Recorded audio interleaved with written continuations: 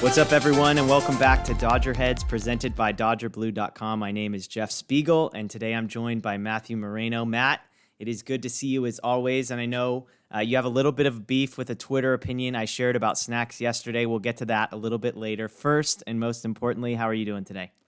I'm doing good. Just another day, another start of another week in quarantine. Just kind of hoping for the best. I know, and it's the first week really since we started the show where it doesn't feel like there's any new information out there, which is there probably hasn't been new information out for a few weeks. We just kind of have been making it up as we go. But yeah, it's sort of been a week of silence and just trying to figure out what's next without any real information out there. Well, sort of thinking along the lines of games that might be played without fans and baseball and when it's going to happen, one conversation we thought that might be fun to have was talking about moments that you and I both witnessed live, not together, but separately. And so we started a conversation of what are the top 5 Dodger moments that you've seen in person? And that last part is key. We can always think of sort of big moments that we saw on television, but what were the ones we were there for? And so we each picked 5. I've actually got a couple honorable mention ones I'll throw in at the end. But Matt, I'll let you start. I know you said that it's harder to look back further into history, and maybe the more recent ones are on there. But I'm excited to hear your list. So give me number 1. These are in no particular order. We're not ranking these. We're just picking 5. So what's the first game that's on your list? Well, first I'll preface everything by saying my list is a combination of games that I've either attended with a ticket or have covered for credentialed through the website. And I will present them to you. I know we're going to kind of go back and forth. Mine are going to end up being in chronological order. Okay, I like that. So we're starting off in September 1995. Wow, I was a young kid. I went with my 2 uncles. We drove down to San Diego for the day, and we watched the Dodgers beat the Padres at Jack Murphy Stadium, and that was the game they clinched the NL West that year. Love it. Love it. Yeah. All right, 1995, which was, I believe, their first playoff appearance since 1988. It had been a while. Yes, and well, the only reason I know that, I can tell you, the only reason I know that is because of a game that I've got coming up. But, okay, I'll do my best to go chronological. The first one then I'll go, which I think is in 1998, I believe. And this one is unique in that it's not a particular game, so maybe it was a bad one for me to start with. But I actually got to meet Vin Scully at this game, and sort of the backstory to it was, unfortunately, it had come right off of the heels of my grandpa passing away, and sort of as a gift to my mom, her boss had somehow acquired access to the press box and a chance to meet Vin Scully. And so me, my twin brother, as 10-year-olds, got to meet Vin Scully. The funniest part is I can't tell you literally anything else about the game, when it was, who they played. We're guessing on the year of 1998, but I got to meet Vin Scully, and that's for sure on the list for me. Okay, I mean, well, we can just end the list now. I'm not topping that. I was proud of my list going into this, and now I'm not topping that. All right. Well, I've got good ones coming, so you're up next right. with number 2. Okay, so now my second one is, and it's actually the anniversary of it is coming up, April 23rd, 1999. Fernando Tatis hits 2 grand slams in the same inning off Chan Ho Park, and I happened to be there again with my 2 uncles who I went to the first game that I mentioned, and one of my uncle's college friends. It was a weird kind of rainy afternoon in LA. We weren't sure if the game was going to be played. Back then, there wasn't social media, there wasn't Twitter to kind of check the weather updates, so it was sort of touch and go. We got there, and Tatis hit 2 grand slams. It's obviously not a positive memory for the highlight for the Dodgers, but it's something I'll kind of never forget. Yeah, what a crazy, I mean, just like forever a baseball trivia question that you can say you were there for. All right, so my second one going in chronological order here, and this is probably, if I had to pick one, this would probably be number 1 for me. It's October of 2004, the National League Division Series, Game 3, Jose Lima time in all of its freaking glory. Here's the backstory. So I was actually born in 1988. So in my lifetime, I had not seen the Dodgers win a playoff game. They had made the playoffs in 95 and got swept. They made the playoffs in 96 and got swept. So 2004. So I'm just about to turn 16 for the very first. And then they come into the playoffs in 2004. They lose game 1. They lose game 2. Game 3 is at Dodger Stadium. This is actually My family had season tickets in the outer reserved level for one year, and it was 2004. They make the playoffs. Lima's on the mound. The season, you feel like it's going to end. Again, for 15 years, I've never seen them win a playoff game, which is an unbelievable thing to think of today. And Jose Lima, who had an ERA over 4 for the year, throws a 5-hitter, complete game shutout. The Dodgers win. It was absolutely amazing. They end up losing the next game and bounce out of the playoffs. But Lima time, October 2004, NLDS Game 3. That's the second game on my list. That's another strong one.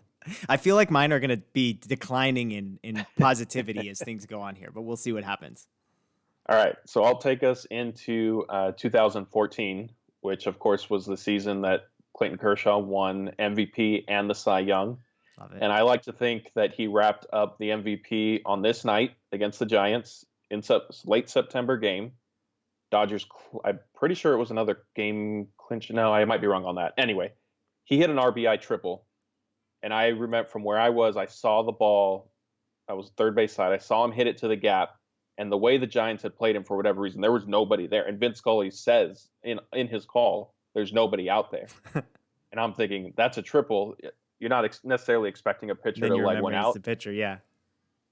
But sure enough, he's getting a second. I see he's chugging, and he just keeps his legs moving and gets into third. And Dodger Stadium was going crazy, and that was just a memorable night. He received MVP chants throughout the game. It was a lot of fun. Love it. All right, for mine, 2008, June 28th. This is probably the weirdest baseball game, not only that I've been to, but maybe that I've ever heard of. This game is famous because the Dodgers won 1-0 over the Angels and didn't record a hit. Mm-hmm. So the Dodgers actually got no hit. It's crazy. Like I had to remind myself of this game. It's not officially a no-hitter because it was a home game, so the Dodgers only came to bat 8 times.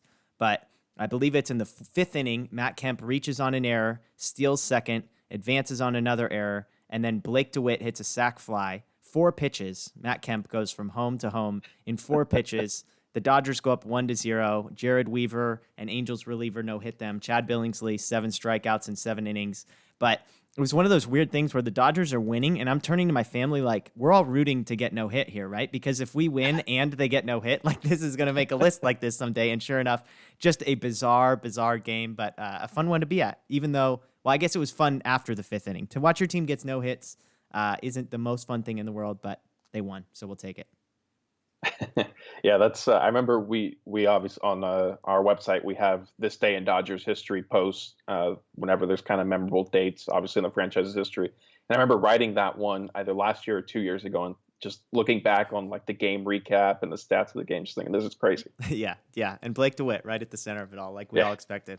All right, so next for me is in September of 2016. This one definitely was to clinch the NL West, and the Dodgers were in a race against time, if you will, because if the Rockies lost, I believe they were going to end up, or maybe the Dodgers were playing. I'd have to go back. My memory's now fuzzy.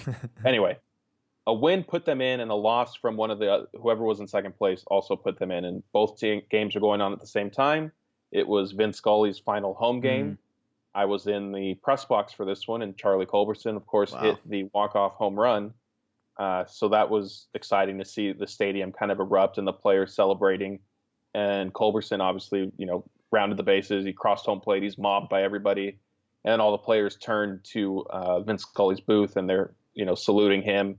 Vin is gesturing back, and then he ends up addressing the crowd and singing Wind Beneath My Wings.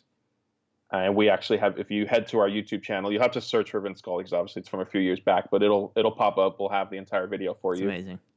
And so that was really cool to witness. And then to top it all off, he obviously walked through the press box for the final time at Dodger Stadium and he was applauded by the media, and he kind of waved to everybody and made his way to the elevator. That's amazing. I haven't heard your last one, but I've got to imagine that one's probably number 1 on the list. Maybe the latest one, but I mean, the Culberson game alone is amazing. The Vince Scully last game is amazing, and to have the two together is awesome. All right, I've got 2 more. This one probably is the one that first jumps to mind when I think about this question. July of 2009, it's Manny Ramirez bobblehead night. The downside is Manny Ramirez is hurt and not expected to play. Well, it's the bottom of the sixth. The bases are loaded. The game is tied at 2. And who comes out of the dugout to pinch hit but Manny Ramirez? The fans start going crazy. And what does he do? He hits a pinch hit, grand slam. Dodgers win 6-2. I mean, just insanity. It's like one of these moments. And again, to your point, Vince Scully might have said this on the call where it's like you couldn't write this script if you tried to write it. On his bobblehead night, the fans are going berserk. Pinch hit, grand slam, wins the game. It was amazing. So that's the 4th game on my list. I mean, obviously a regular season, but his Kirk Gibson moment, so to speak. Yeah, exactly. It was, I mean, I think Vince Scully says like he's never heard Dodger Stadium louder than in that particular moment. Now, there's been lots of playoff games since then, so that might have changed. But it was a pretty special moment. All right, last one for you. All right, so this last one I had a hard time really deciding it's a good problem. what to pick. I ended up going with a game from August 2018. Okay.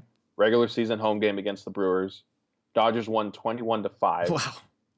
Obviously a lot of offense. And the reason it was really memorable for me was the Brewers used Hernan Perez and Eric Kratz. They both pitched. Love it. And it was my first time being at a game where a position player pitched. There's one thing you'll learn about me over the course of this. I freaking love position players pitching. Like if you tell me there's a position player pitching in a baseball game somewhere, I am in. I am 1,000% in. So the fact that you got to see a game where not 1 but 2 position players pitch. Now, did the Dodgers have any position players pitch in this game, or was it just the Brewers? I should have looked at. I don't remember if the Dodgers ended. I don't think that they did because Kershaw started, and so he went like 6 innings. Got it. And I think the reliever, like they got 2 innings out of 1 guy, and then they just finished it out. They were fine. Love it. And before you get to your last one, I'll just quickly say what it was up against was August 2017 road game that I went to at Chase Field. It was back and forth. The Dodgers ended up losing to the Diamondbacks, but Puig robbed J.D. Martinez of a home run. Love it. And I was on the first base side, so I saw it pretty well. That was exciting. And like we talked about before, kind of the recency bias, Matt Kemp's walk-off double against Archie Bradley. I was in the press box for that one. The division obviously was kind of hanging in the balance still, and the press box was shaking when he hit that. It was his second game-winning hit off Bradley in as many nights. So yeah, and I'm familiar with that game mostly because I just had to. I got to write up the recap for best games of. Did you say 2018 or 2019?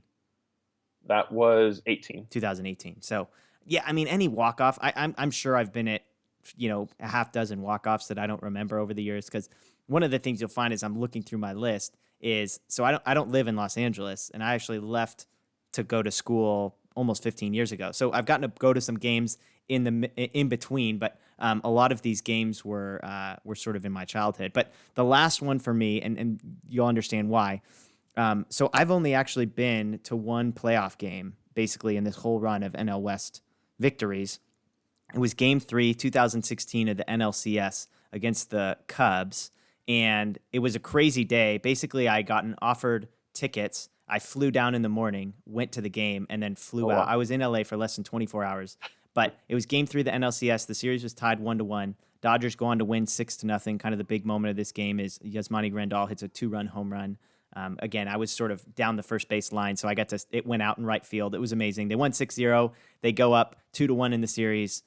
Unfortunately, it was the last win of the season for the Dodgers, but it was a fun one to be at. To be basically to get to see them win a playoff game again is a big deal for someone that was born in 1988. So I had 2 other honorable mentions. One was June of 2004. The Yankees came to town. It wasn't one particular game; it was a full series, but it was the first time the Dodgers had Yankees and played since 1981. So that was a really cool moment. Those tickets were incredibly hard to come by, but that was fun. And then I'll throw in one memorable for the wrong reason. June of 2012, I was living up in Oregon. The Dodgers were playing the Mariners, so a couple buddies and I went up for the whole weekend to go see all 3 games. Well, one friend and I got up there early enough to see the Friday game, and the Dodgers actually got no hit by the Mariners. So again, it was one of those like, well, I got to see a no-hitter. But are you ready for this list of names that the Dodgers got no hit by in 2012? Does this game ring any bells for you?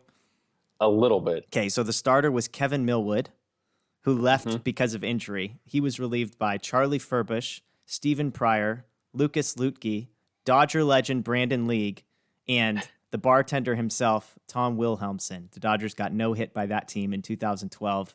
and I got to see a no-hitter live. So actually 2, I guess, if you include the Angels one.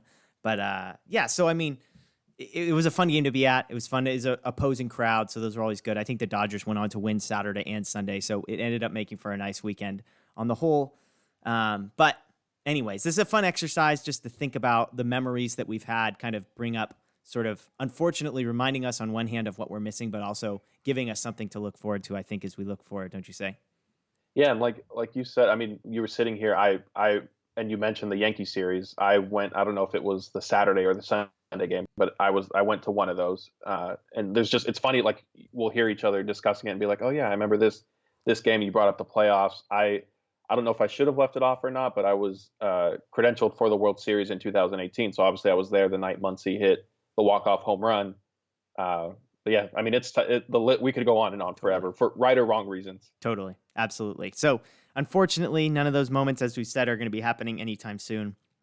But one thing we do have going on in the baseball world, at least I've been told, is some video game baseball. And so, Matt, correct me if I'm wrong here, but the way this works is each MLB team had one player chosen to represent them, which I'd love to hear the backstory on how these guys got chosen, if there were like internal clubhouse tournaments to decide who got to represent. But then there was some sort of season or tournament that's currently going on. They play MLB The Show against each other.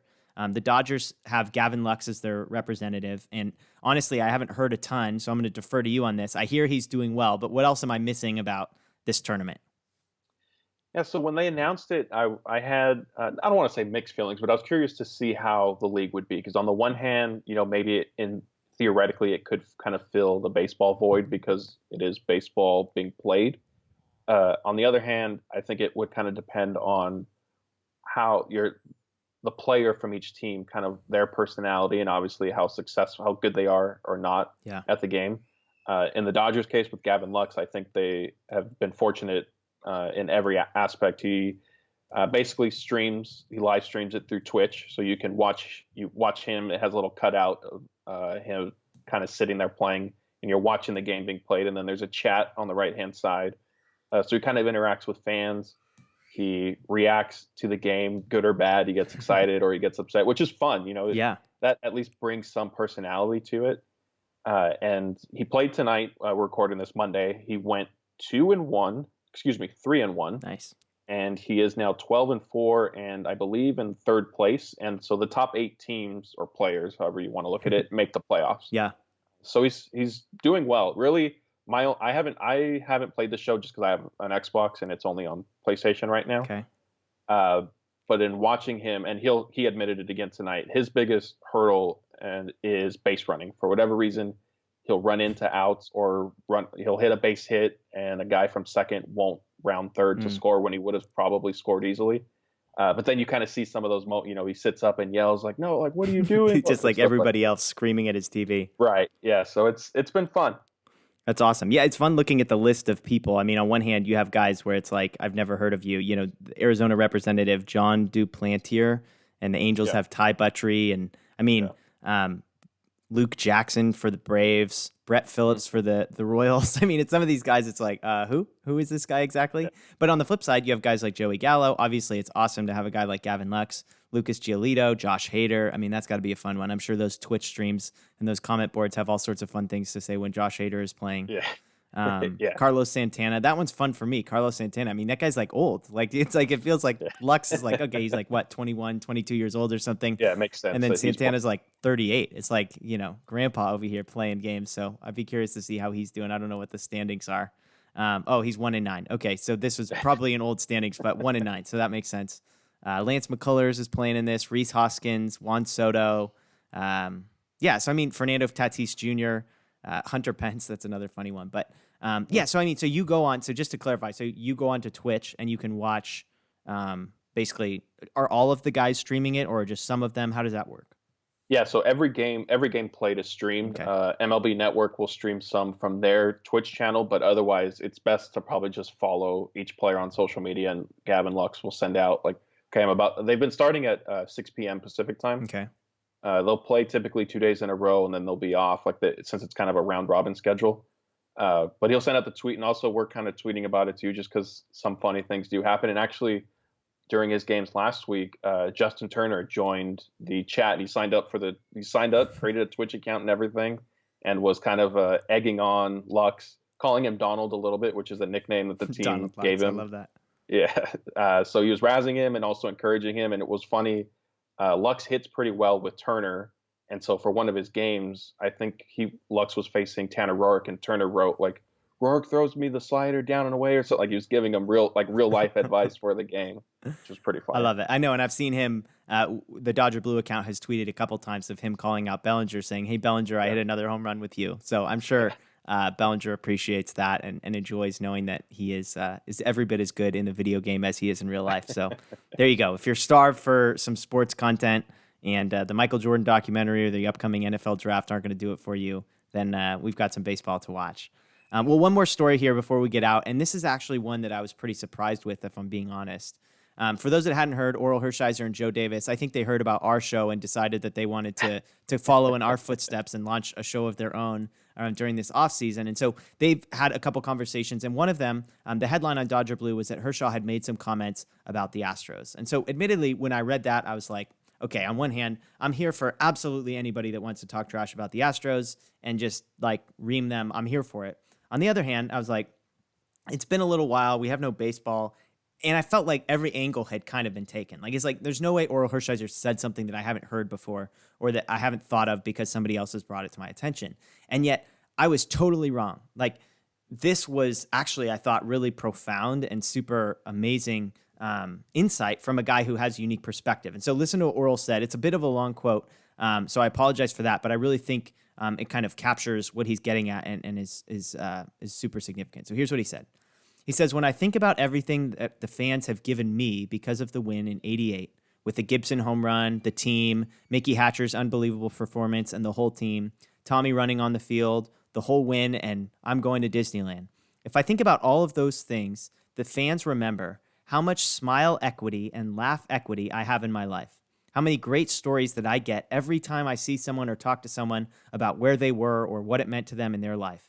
I think about JT, Clayton, Kenley, Brandon Morrow that don't have those conversations because they got cheated. If Parker and Canseco and McGuire knew what was coming, I would be a Chihuahua and not a Bulldog. That's such a great quote. It's just emotional to me because '88 changed my life, and this should have changed those guys' lives. They're champions in my mind. They're champions in my heart. They're not champions in the books of baseball, and we can get into the punishment.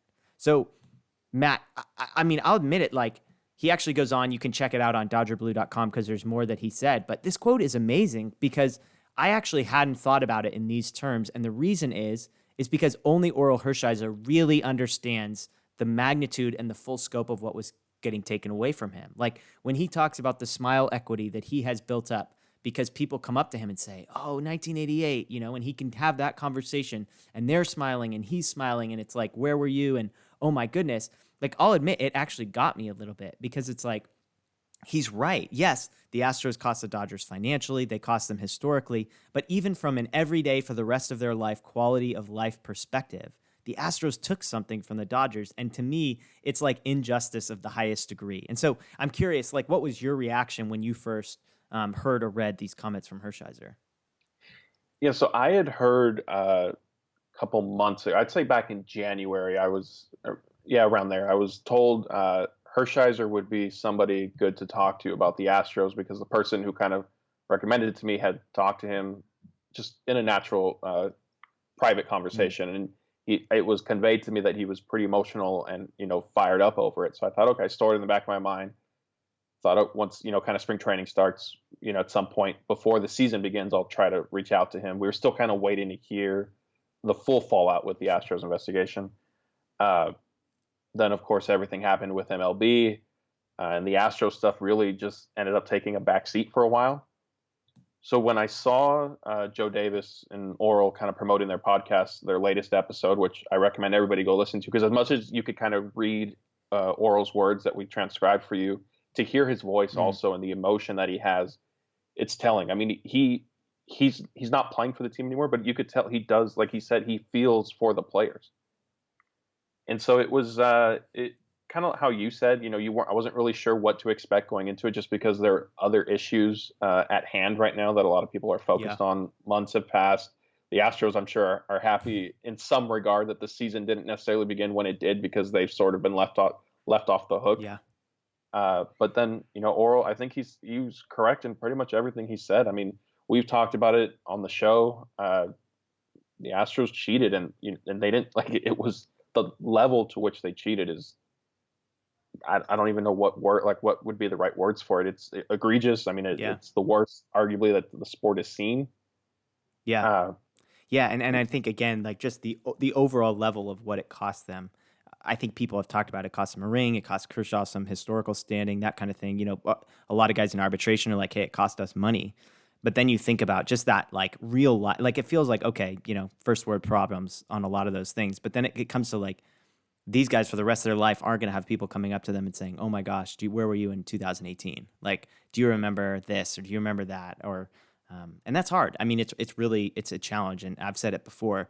Part of me, it's like, it's almost not that I wanted the Dodgers as a whole team and a franchise to win as much as I wanted a guy like Kershaw to win. Like, I wanted him to finish his career being able to say he won a title and he was at the center of it. That almost means more to me than anything else. And so I think that's why something like this resonates with me, because, again, Kershaw as a person, someone that I just adore as a fan and just as a person on the field and off the field, he's amazing. I just want the best for him. And yet it's yet another thing that feels like it's been taken away. And so anyways, I really appreciated that. Again, you can check out more of what Orel said on DodgerBlue.com, but it was really profound. So, okay, Matt, on our last thing before we go here, you wanted to clear the air a bit because yesterday there was a little controversy between you and I based on a tweet that I sent out. And so let me give you some backstory. Here's how it all started. It's 11:30 on a Sunday morning. I'm minding my own business, probably doing some research on the NFL draft, which, by the way, if you're a Raider fan, you want to check out our website, RaidersNation.com. There's tons of draft content there this week. We just had the Athletics beat writer for the Raiders on today. It was awesome. But aside from that, 11:30 on a Sunday morning, CBS draft guy Will Brinson fires off a harmless tweet ranking Cheez-It flavors. I've got it for you here. He said, Cheez-Its are trending, so here are my current top 5 flavors, yada, yada, yada. So it's harmless, right? Well, only for a moment, because then I hop on the old Twitter and I retweet with comment, and I have this to say: hot take, Cheez-Its are average. Scalding take, so are goldfish. Well, 3 minutes later, I get a response from you, Matt Moreno, taking issue with my snack thoughts. And so before we leave, I felt like I needed to give you space to defend yourself and your very average tasting cheese-flavored squares. Go for it. Well, I mean, I guess I need to kind of preface that I'm a huge cheese fan, period. Okay. And so Cheez-Its, I will agree with you on the goldfish front. I think I felt like that was a way hotter take. No, those are, to me, those are a little average. Okay, I appreciate this. Cheez-Its though, that's arguably one of the best snacks. I mean, obviously, if we're not factoring in the health, health doesn't play a role. I was eating ice cream right before we hopped on here, so health is out the window. So I mean, are they above like potato chips for you? Like, I mean, where are they ranking? Like, are they like, if you had to like if you had to choose your favorite type of potato chip or Cheez-Its, you're taking Cheez-Its. Well, see, my favorite type of potato chips is probably the cheddar and sour cream Ruffles. Okay, so those are higher than Cheez-Its. I don't know. It might be 1A and 1B. Because I'll be honest, like, Cheez-Its are never finding their way into my cart. It's like a 0% chance of it happening. The Cheez-Its need to be just the original ones, though. Okay, not the bootleg, random store brand stuff. No, and not any of the crazy flavors that they've come out with. The extra toasty, I think, can pass off. But I tried like their grooved ones or what, I don't know what they were, and they were awful. So it just needs to be the classic. So they were as awful as just normal Cheez-Its, in your opinion? No. Yeah, I like cheese. I love cheese, everything. I make myself quesadillas regularly. Like, I love more cheese on everything. And yet, for some reason, Cheez-Its to me, it's like, it just tastes like burnt cheese. And so as far as a snack goes, I would take just about any type of potato chip over it. I've gotten into Ritz crackers, which are super plain, but I'm like, it's kind of an underrated sort of venue for putting other things on top of them. So I don't know. Fair. I don't know. But Cheez-Its, I saw that and I was like, nah. You don't do the Ritz sandwiches then with cheese in them? That was another one. No, it's always the peanut butter ones. The peanut butter ones by a mile. Oh man. By a mile. Like, it's like, I wouldn't even eat the cheese ones. If you give me the variety box where it's 6 peanut butter and 6 cheese, once we're down to just cheese, I'm out. I just won't touch them. All right. Well, if you buy that variety pack again, keep the peanut butter, ship the cheese down to LA, and I'll take care of those for you. Perfect. Yeah, that is weird now that you think about it. Now that you say it, because it's like I love cheese and I love most cheese flavored things, and yet cheese flavored Ritz crackers, not a fan. Cheez-Its, Goldfish, not a fan. But cheddar and sour cream chips, I'm in. Like nacho cheese Doritos, I'm in. Like I don't know. I don't know what it is. Anyways, well, enough about that. That'll do it for us tonight. Thanks for joining us. Matt, thanks for being here. Just a reminder to everyone out there, check us out on DodgerBlue.com. There's a great story up right now on how Walker Buehler is handling quarantine, as well as a number of other articles. You can check us out on YouTube, Instagram, Twitter, at DodgerBlue1958. We appreciate it, as always. Have a great rest of your week.